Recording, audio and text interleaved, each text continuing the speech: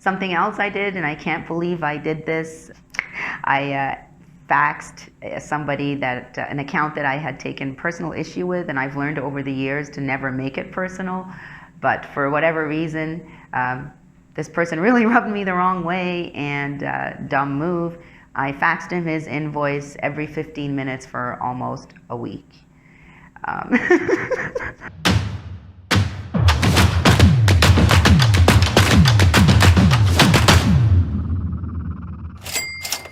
Hi everybody, this is Rolla Piper. I am PCM's production manager, and welcome to the first episode of Pay the Piper. This is a series where I hope to share some of my experience and some of the things that I've learned working in both the collection agency environment as well as doing in-house receivables, collections, and credit work. Many years ago, I worked for a old school type of collection agency. I did not find it to be a very positive experience for me personally. There were different approaches that were used that didn't agree with my personality. It was at a time where perhaps there wasn't much attention paid to the resource side of people being resources. So when I left the agency, I said to myself, I will never work for an agency again. And so I moved on to doing receivables, credit, and collections for private companies. If someone had told me 15, 20 years ago that I'd be working for an agency again, I would have said, no way, you're insane, but here I am.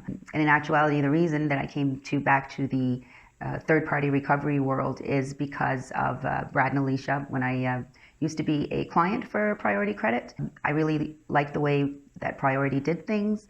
I thought it was ethical, a lot of integrity, and so when the opportunity came to come back into working into an agency environment, I found myself saying yes, and so here I am. Further to that, Danielle has been asking me for, I'm going to say over a year, to do something like this. Hey Rolla, do you want to do a video today?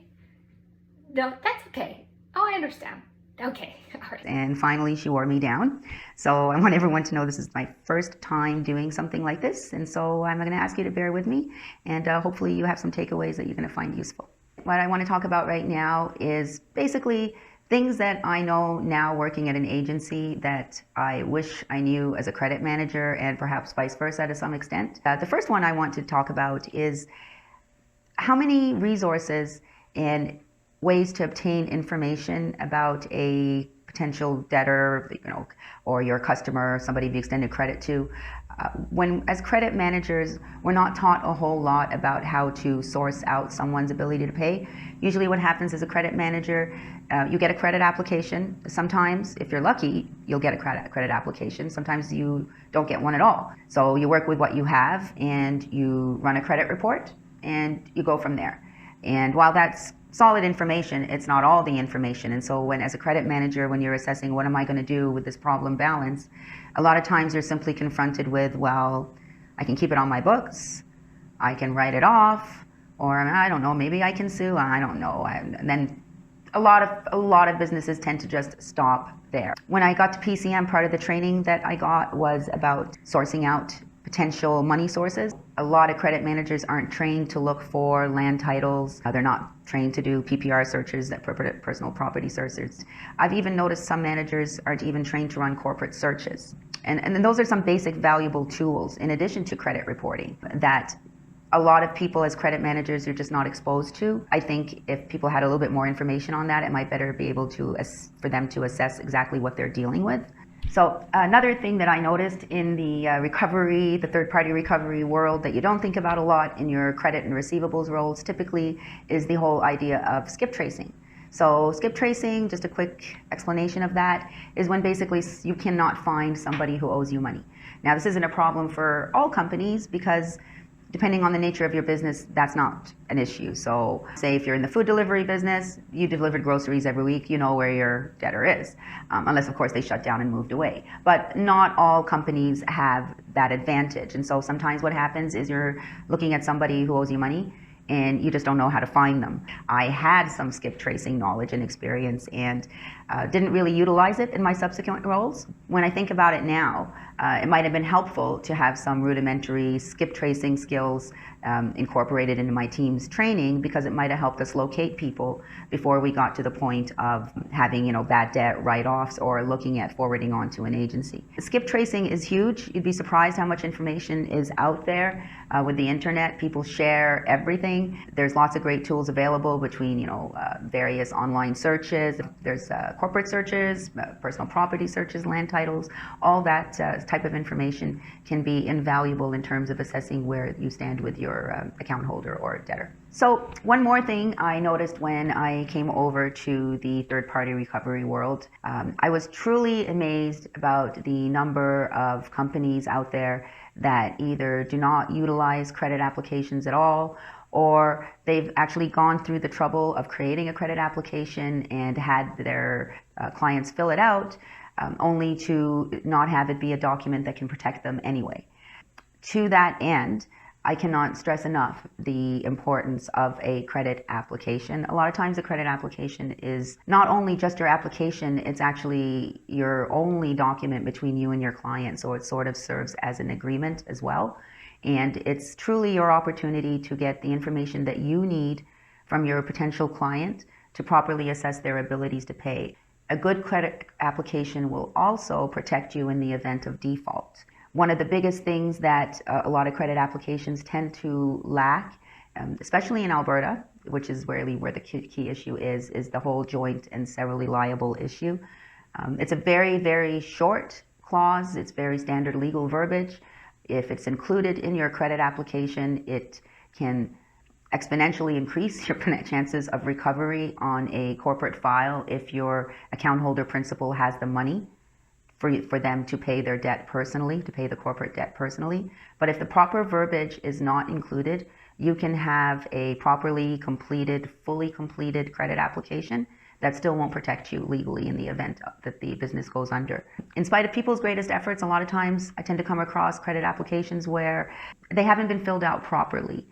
It's almost a shame, because everybody's gone through their due diligence, and it seems like just a minor issue when they look at it. But in reality, you really want the appropriate people to be signing the credit applications. And the other thing as well that's tied into the credit application issue is the corporate search. That is also an invaluable tool that will tell you who your business principal is, whether that business is active. That's an important step that I learned being on this side of the fence doesn't always happen as part of the credit process with clients. One more thing I wanted to talk about, because when I got to PCM, this was something that I was given as training, and it occurred to me that, wow, I've never seen this anywhere else, in spite of the fact that all my roles in this industry did have to utilize negotiation skills. And anybody who's done any hiring knows that just about everybody says they have great negotiation skills, and that's typically for anybody that works in this industry, it's sort of a catchphrase, I'm a great negotiator. And I believe, if you're an experienced credit manager, you probably are a good negotiator. But what I realized is how much better of a negotiator you can be with training. A lot of times when we think of negotiation, we just think of it as communication techniques. When I started with PCM, we got some courses, and we had some seminars, we had some reading to do that actually did more of a in-depth sort of training on negotiation strategies, communication techniques, ways to respond. And that's something that I find we don't look at when we hire and train receivables and credit and collections folks, even though we do ask them to do sometimes some of the toughest negotiations out there. In a lot of ways, when you have your credit people negotiating with your clients, they've got a tougher negotiation process than your sales force, because your sales force has started off with that totally positive environment where everything is unknown. Your salesperson is out there, they're gonna pump your product, they're gonna pump your company, the client's excited. When your credit department steps in, or your collections department steps in, it's not the same atmosphere now. Now you have to have more difficult conversations. So I think a lot of places could probably benefit from, with their teams would benefit from some focused negotiation trainings. There's lots of tools out there, lots of different avenues to go, but I found it really helped me. And I'm an experienced collector. I've been doing this longer than I want to say, and I'm still learning stuff from this negotiation training. And it's just amazing what some minor tweaks in your tone, in your approach. It's just amazing what those things can do in terms of turning a situation around with your customer, your debtor, or your account holder. So can't stress that enough. Continuing on with our theme of things that I learned as the production manager for PCM that I didn't really know as a credit manager is the sheer number of legal opportunities for recovery that companies leave on the table. When I was in my accounts receivable roles and even within my credit manager roles, when I ended up at a situation where I was looking at a bad debt, which those are the two words every credit manager hates to hear, I'd be looking at it and I would be like, well, what are my options now? He's not talking to me. Business is closed. Well, what do I do? And a lot of times you don't know what to do. And a lot of times, even the business, your manager might not know what to do.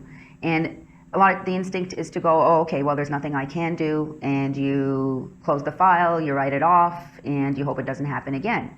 What I learned when I got to PCM is that there are so many legal opportunities out there for recovery if you've done your due diligence on the front end and protected yourself with the proper paperwork and the proper vetting of your clients. In the right opportunities, even if a business has gone under, you can't go after the business principal if you have the language in your credit app to protect you in the event that it's not a sole proprietor. And even if you have a sole proprietor, you may not necessarily have to walk away if the business is closed, of course, because you have an avenue to sue personally. But a lot of times as credit managers, we're not trained to think past, oh, can I recover this? And then what do I do after that? No, okay, well, I'm going to write it off. Or you send it to an agency. And this is something where when I was at in my previous role was an invaluable tool for me because I wasn't really trained to look for legal opportunities. It was basically straight up for me. The extent of my exposure was personal liability. Was it a sole proprietor? And did I have a proper indemnity agreement? But beyond that, I wasn't really trained to think along those lines. And then one of the things I would use PCM for was to basically tell me that, whether or not my file is worth pursuing any further. So that's something that you don't really realize as a credit manager as much because of the training that's not typically given to you, and something that third-party recovery agencies can really source out very well. Something else I noticed when I came over to the third-party recovery world is how many people out there, both in business and in the general public, don't actually fully understand the concept of credit itself and credit reporting. I firmly believe that this is something that actually our young people should be taught in schools because it is sort of a life skill. But that said, many people end up in credit agreements that they don't fully understand, and they also do not fully understand how credit reporting works as well. So a lot of people don't understand, for instance, that when you're looking at a credit report and the information that you see it's subject to interpretation. So a case in point, if you have a credit report and there's one trade line reporting and it's not a good one, chances are if there's a single one, it's not good because someone has taken the time and they want to show this is a bad thing. So what happens if you get that bad trade line? That makes the entire picture look bad, but there's a whole missing picture in that you're probably missing a whole bunch of trade information you can't see. When they ask them to fill out a credit application as a potential supplier, where they look at you and they'll be like, is this going to be a hit on my credit report? Well, it is, but we're not a lending institution. If you're a supplier, you're not a lending institution, nor are you a collection agency. So when a supplier checks you out, it's not a bad thing. In fact, it could be interpreted as a good thing because you're growing and seeking credit to expand your business. Another point I wanted to make about interpreting a credit application, a credit report, is that be wary of being very quick to judge on very big companies. Sometimes very big companies will have just absolutely atrocious credit reports. But from their reputation, their number of years in business, from just who they are, you know that they're quite solvent and quite successful, but their credit reports read badly. That's situations where essentially that company is so big that that is not a high priority for them, because they know that most people will choose to do business with them. You will typically get paid from these type of organizations. It will typically just take you longer, and usually when they don't pay, it's a matter of principle, or they genuinely feel that they have not gotten what they ordered or what they were promised. But it's not going to be a monetary issue for those clients. The best way to handle those clients, so your big corporations with less than stellar credit reports, is to always be aware of what their requirements are for payment. Of course, making sure they have everything they need to get paid, sort of getting in front first and doing everything right. But that's one of the things I learned as a credit manager very early on is, you're looking at a credit report and you're like, wow, that looks terrible, but I know this company. I see them everywhere. You have to make a more sort of intuitive decision. You have to look at other things in those situations. I have been doing this, as I said before, for a very long time, and I would not consider myself to be a naive person by any stretch. But I can say, in my experience, the majority of people that I've dealt with did not start out planning to be here. And in fact, it's one of the key questions I ask when I'm on a call trying to get us paid, is I will stop and I will ask them to back up, and let's go back to when you signed your agreement or purchased your door or whatever it is that you did. Let's go back to that moment, and did you intend to pay for it at that time? And a lot of times what that does is it brings them back to the reality of, yeah, that's what I started out doing, and I did commit to paying, and at that time I saw no reason not to pay. And so once you can sort of extract that response from them, it's a lot easier to move on to, okay, so I know you wanted to pay it, tell me what's changed. And from there you can have more, sort of constructive dialogues about it. But, there's so many instances where truly people started off with the best of intentions, and either through bad circumstances or bad decisions, it's not our place to judge, things didn't work out. Really, when you look at the whole issue of recovery, there's the idea you have to separate intent from ability, because someone's intent to pay, you need that, but you also need ability to pay. So sometimes you run into people who would love to pay you, and they're going to pay you $20 a month on their $10,000 debt for the rest of their lives. Great effort, not a viable situation. And then you have people who have the ability to pay but won't. You want to work with them and find out what their issue is. And so what I have always tried to use, and it's one of the core values that we brought to our department here, is the whole idea of assuming positive intent. So we go into every call with the idea that we're going to resolve this issue. We're going to have a respectful dialogue with the account holder, the debtor, and we're going to find out what the problem is, and then we're going to fix it. We don't assume that we're going to have bad conversations, that people are going to yell at us. And in truth, there's a certain stigma that's associated with this type of industry that we're working very, very hard, I think, to dispel. Truly, the way we approach things is that we want to assume positive intent. And the reality is sometimes we actually help out not only our clients, but also the account holders / debtors that come to our office, because a lot of times they don't know their options, and we can help them with that. And I'm not saying all our situations are feel-good situations, but there are actually some positive interactions with our debtors, our account holders as well. So after many, many, many years of doing this, I can still look people in the eye and say, no, most people are not dishonest. Most people did not intend to be here. And I just find if I keep that in mind and try not to prejudge, stay positive, listen, a lot of these communications that you're having with people, they're usually the underlying emotion is embarrassment. People don't want to have these conversations. It's awkward for them. Nobody wants to be called out on the fact that they can't pay their bills. So if you can, turn it around and figure out what is driving this person, what's their pain point, you can get back to having a positive scenario on your file. So can't stress enough, assume positive intent, go into it with the idea you're going to solve a solution. It goes a long way towards the quality of type of conversation that you could potentially have. So everybody, I just want to thank you for watching the first episode of Pay the Piper and for bearing with me on my very first time, as I said. What I hope to do is sort of have a continuing series to jump off on this point a little bit. And I'm looking forward to seeing you all again. And hey, please don't forget to follow us on our website and on LinkedIn. Thanks so much. Oh, I shouldn't have said on our website.